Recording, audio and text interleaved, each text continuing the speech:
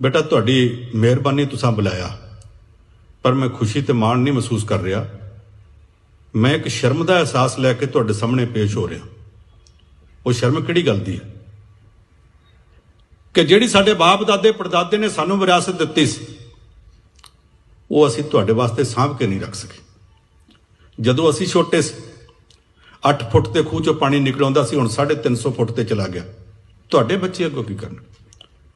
जदों असीं छोटे सी सानू कदे किसी ये नहीं सी आख्या शहर दे विच बच के लंघो, हवा दे विच प्रदूषण है। असीं तुहाडे वेले तक प्रदूषण पैदा करता।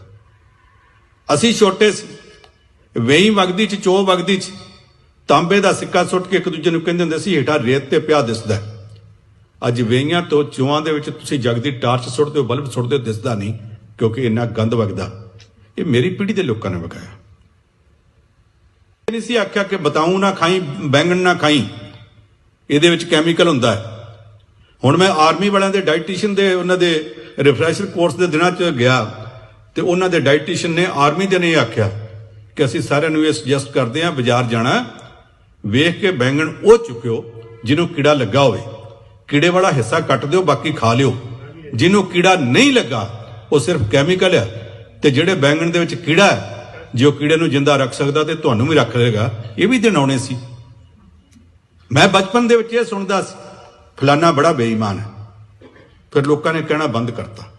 हुण 30 साल बाद फिर कहन लगे ने, ते हुण ये नहीं कहंदे फलाना बड़ा बेईमान है, हुण कहंदे फलाना बड़ा बेवकूफ है, अजे भी ईमानदारी नाल चिंबड़िया पिया।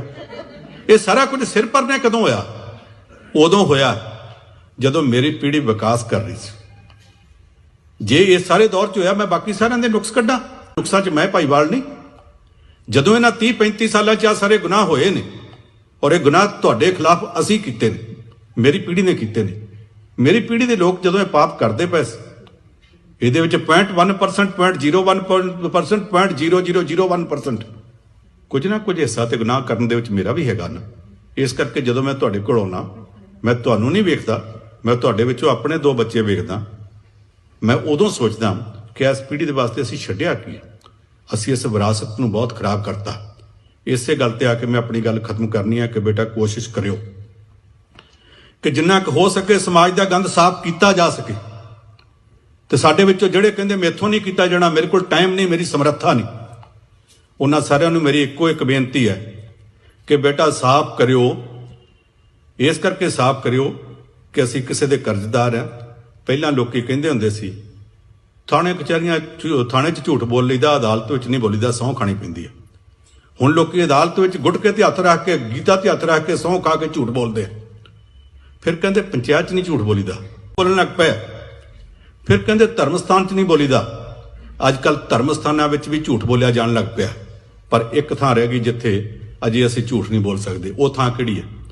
कल सवेरे जदों मैं सुत्ता उठांगा सब तो पहलां बाथरूम जाके पानी की चुली लैके अपने चेहरे ते मारांगा, फिर मैं शीशे उत्ते झाकांगा। अमृत वेले उस शीशे दे विचों 2 अखां मेरे वाल झाकणगियां।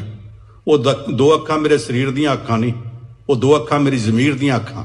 मैं सारी दुनिया दे कोल झूठ बोल सकदा। मैं नरेंद्र मोदी ते कैप्टन अमरिंदर सिंह कोल झूठ बोल सकदा। मैं डोनाल्ड ट्रंप ते व्लादिमीर पुतिन दे कोल झूठ बोल सकदा। मैं गुरुद्वारे ते मंदिर च झूठ बोल सकदा।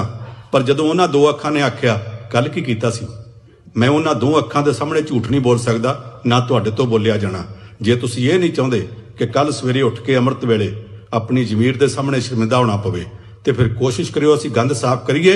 तो जिहड़े तुहाडे चों कहिंदे आ कि असीं गंद साफ करन जोगे नहीं, साडे कोल वक्त नहीं, साडे कोल समर्था नहीं, किते बाहर जाण दी लोड़ नहीं, आपो अपनी जमीर नाल एक गल दा परण करो कि जे गंद साफ करन जोगे नहीं तो अज तो बाद तुहाडे चों किसी दा नां गंद पाउण वालिआं च नहीं आउणा चाहीदा। तुहाडा सारिआं दा बहुत बहुत धन्नवाद।